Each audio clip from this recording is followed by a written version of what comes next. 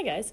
So today we are going to look at some new parent functions. So in Algebra 2 you did a ton of parent functions. You did rational and cubic and square root and all these different parent functions. And we reviewed a few of them this year. But today we're actually going to learn some new ones that you didn't see in Algebra 2. And these are going to be the last parent functions that you see before, well, almost the last ones that you'll see before going into calculus. These are the last major ones, we'll put it that way. So the first one that we're going to look at is the sine parent function.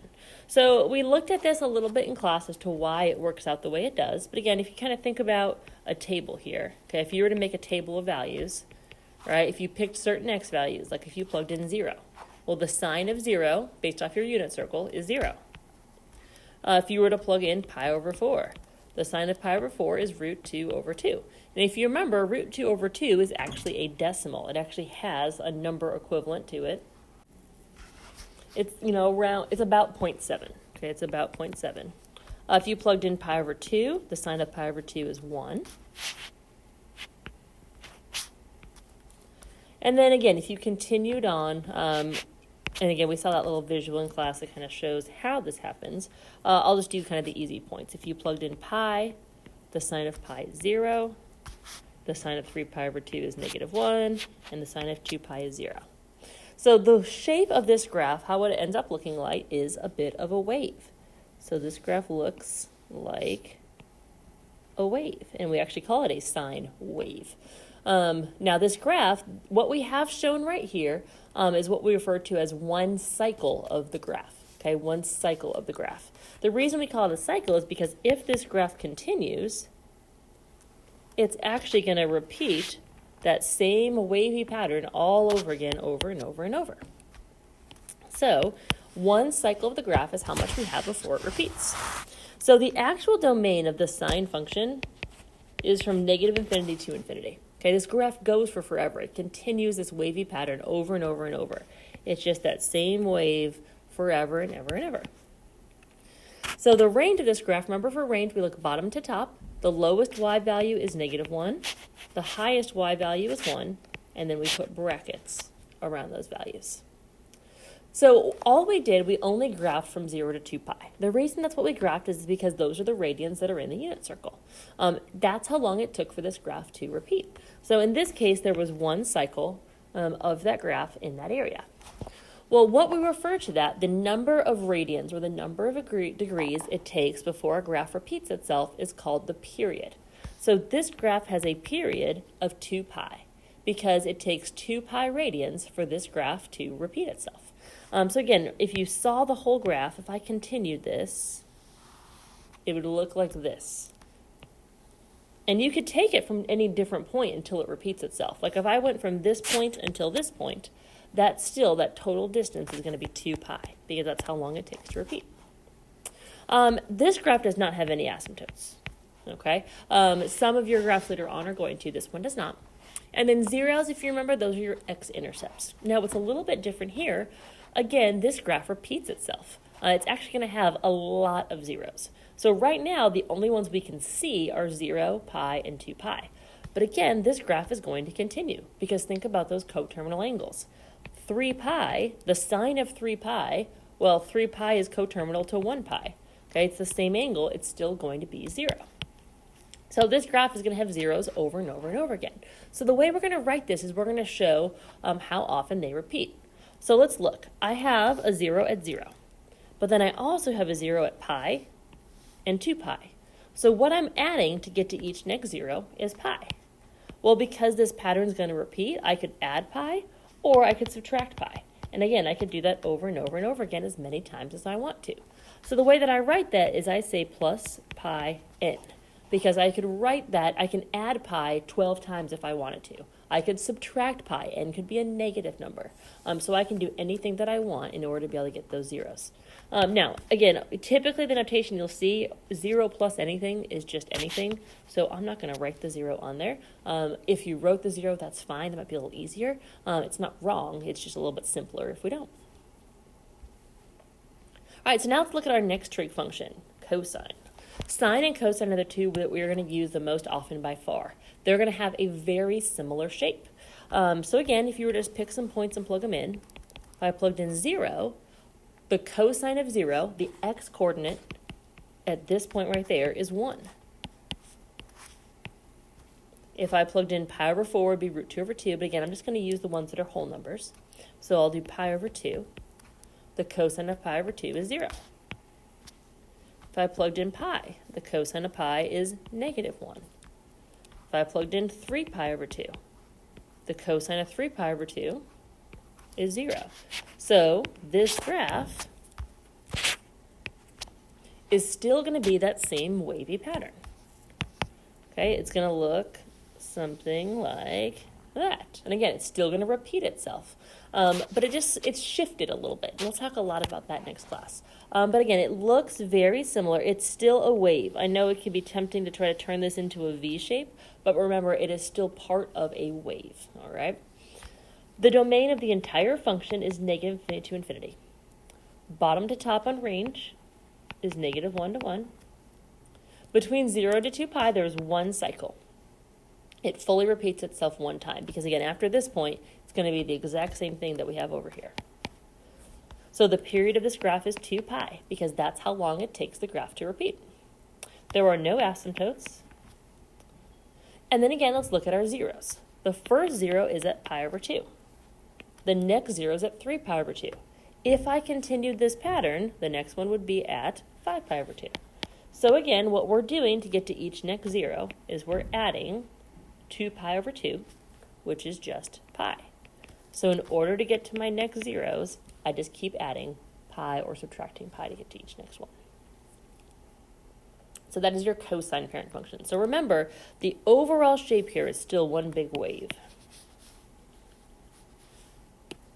Now tangent, that graph is going to look entirely different. And there's a reason that we just kind of looked at how sine and cosine work, because those ones are very similar.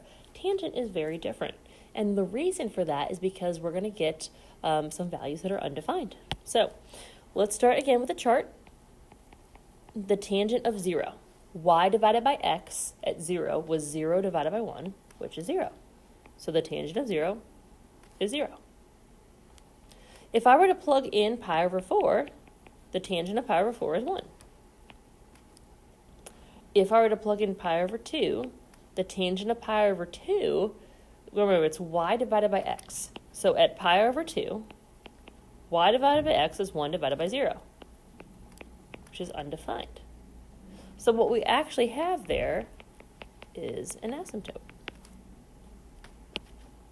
Now, what this graph is going to do is it's going to get closer and closer and closer to that asymptote. Those tangent values are going to keep getting larger and larger and larger. Now, we don't usually do this, but if you were to find the tangent of an angle that was right there, so like a tangent of 89 degrees, it would be a really large value. Again, this is a little bit different than sine and cosine because sine and cosine were opposite over hypotenuse or adjacent over hypotenuse, and your hypotenuse has to be the biggest. Whereas with tangent, it's opposite over adjacent, so it gets a little bit different. All right, again, if I continue this, 3 pi over 4 would be negative 1, pi would be 0, 5 pi over 4 would be positive 1, and then 3 pi over 2, it's undefined again. So my graph is going to look like this. So what we're going to have over and over and over again are a bunch of asymptotes and these little kind of curves that go in the middle that look very similar to your cubic function, the cubic parent function. So again, the tangent of 2 pi is 0, and I'm going to stop right here, just because we're just graphing right now from 0 to 2 pi.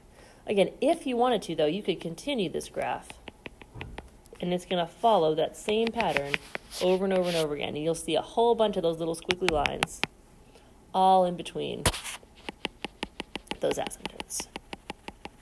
But for right now, we're just going to look at 0 to 2 pi. So the domain here, well, again, a little bit different. Really kind of hard to write because, again, it's going to be cut off at that asymptote each time. So what I'm going to do, I'm going to say what x is not equal to. X is not equal to the asymptote. So the asymptote here is pi over 2. And then we're going to say how often those repeat. Well, the distance between these asymptotes, the distance between 3 pi over 2 and pi over 2 is pi. So this is going to be repeating every pi n. Your range is negative infinity to infinity. because again, that y's go down all the way and the x's or the y's go down all the way and the y's go up all the way to infinity. Now this time, again, the number of cycles between 0 and 2 pi is different because I have 2 cycles of this graph. This graph repeats itself twice. So the distance it takes to get 1 cycle of this graph is pi. So that's a big difference between tangent graph and the sine and cosine graphs. For sine and cosine, the period was 2 pi, and for tangent, your period is 1 pi. This graph does have asymptotes. Okay, the first one is at pi over 2, and then just like we wrote on the domain, they repeat every pi n. And then again, we'll do zeros. The first one's at 0, and then it repeats. It takes pi, every pi, we get to the next one. So 0 plus pi n, or just pi n. All right, now let's look at our reciprocals, okay? So for the reciprocals, we're going to take the same values we just had, but we're going to flip the y values. So it's going to make the graphs look a little bit different. So things we just talked about, the cycle is one section of the graph before it repeats. The period is the number of degrees or radians in one cycle. So how many degrees or radians it takes the graph to repeat. So sine and cosine are going to have the same period as secant and cosecant, which was 2 pi. Tangent and cotangent will have the same one, which was 1 pi. Now let's look at cosecant, okay? So we're going to take the values we did for sine. So for sine, we did 0, pi over 2, pi, 3 pi over 2. I'll just put those ones in. So the sine of 0 was 0. But I'm going to take the reciprocal. 1 divided by 0 is undefined. Okay, the sine of pi over 2 was 1. If I flip that, 1 divided by 1 is 1.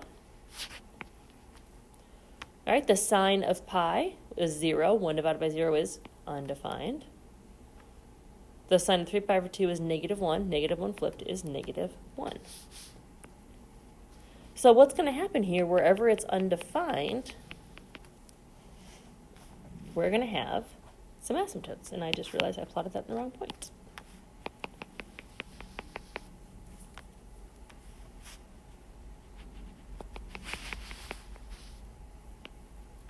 And what's going to look different about that graph, because it's a reciprocal, normally for sine, what we did was we connected these points right here. What we're doing for cosecant, you'll notice all of the points that were originally at 0 are now asymptotes. We've just flipped them. Pi over 2, okay, instead, like I said, we're going to flip this. So instead of this all kind of connecting into a curve, what it's going to do, they're going to turn up and down away from the x-axis and make some parabolas. Now the reason they do that again has to do with some undefined values and things, but what this graph's going to look like, it's going to look like some u's and parabolas. All right, let's write our domain. So we're going to say what x is not equal to. X is not equal to the asymptotes. So x is not equal to 0. And then we have an asymptote. We're adding pi, so plus pi n. And again, if you don't want to write 0 plus, that's okay. You can just say pi n. All right, range here, a little bit different. Range, we start at negative infinity, and then it goes up, and it keeps going until the y value of negative 1. It touches negative 1, then it picks back up at the y value of 1, and then continues to infinity. This graph, although it looks similar, has not fully repeated, because again, as it repeats itself, it's going to look something like that. So there's only one cycle, so like we said, the period is 2 pi, just like it was for sine. And then your asymptotes, we already wrote that in the domain. The asymptotes occur every pi n. And then this graph has no zeros. It's not possible to have cosecant or secant of anything and end up with 0. All right, so now let's look at secant. So secant is the reciprocal of cosine. So what I'm going to do here is I'm just going to plot the points for cosine. So cosine went through 0, 1, pi over 2, 0, pi negative 1, 3 pi over 2, 0, and 2 pi 1. But what we're going to do here to make this a little bit different, instead of connecting the dots, what we're going to do for these reciprocal graphs, any points that are zeros, we turn into asymptotes. Because instead of it being dividing by 0, or instead of it being 0 divided by 1, it's 1 divided by 0 now. And then we're going to take these points and we're going to turn them away from the middle. Now again, if this graph continued, you would just see the same pattern over and over again. All of these parabolas and u's repeating over and over and over. But in this case, we just have one cycle of this graph between 0 and 2 pi. So our domain here, x is not equal to the asymptotes. The first one's at pi over 2. They repeat by adding. To get from pi over 2 to 3 pi over 2, I'm adding pi. Range, the lowest y value is negative infinity. The highest y value is negative 1. We actually touch negative 1, so we'll put a bracket on it. And then union, and then a space. The same range it just was, and then 1 to infinity. All right, there is only one cycle between 0 and 2 pi, so this graph has a period of 2 pi, just like cosecant, just like sine and cosine. And then our asymptotes, again, we already talked about that. Every pi over 2 plus pi n. And this graph also has no zeros. All right, the last parent function we're going to look at is cotangent. So cotangent is going to have a similar shape to tangent, but because of the values, it's going to look a little bit different. So at 0, the tangent of 0 was 0. But the cotangent, the reciprocal of that, is going to be undefined. So instead of having a point here, cotangent starts with an asymptote. The other thing that's going to happen with cotangent is it's going to go in the opposite direction. Now it's going to have a similar shape, but instead it's going to go in the other direction, and it starts with an asymptote. So that's the easiest way to identify the difference between tangent and cotangent. Tangent goes this way, cotangent goes this way. It's also shifted a little bit, but again, that's the easiest to tell difference is the change in direction here. All right, domain, we are not equal to the asymptotes. So my asymptote, the first one's at 0. To get to each next one, I'm adding pi. So I can just say pi n. My range is negative infinity to infinity. There are 2 cycles. It repeats itself twice between 0 and 2 pi. So since it repeats itself twice, it takes 1 pi to repeat this graph. The asymptotes occur every pi n, just like it was for the domain, what it wasn't equal to. And then the zeros. So the first 0 here is at pi over 2. Then they repeat. The next 0 is at 3 pi over 2. So the distance between those is 2 pi over 2, or just regular old pi. All right, so it's a lot of information for one day. However, there's not a ton of practice work to go with this, because the biggest thing you need to do today is be familiar with these parent functions. Make sure you can tell if you see one of these graphs that you know which one it is. So for example, cotangent, I know that it has this shape, it goes this direction. If you see the u's like this, you'll know it's either cosecant or secant. You can tell which one it is because of where it starts. If you see those waves, it's either sine or cosine. And again, to figure out where it is, look at the differences between them. So for example, sine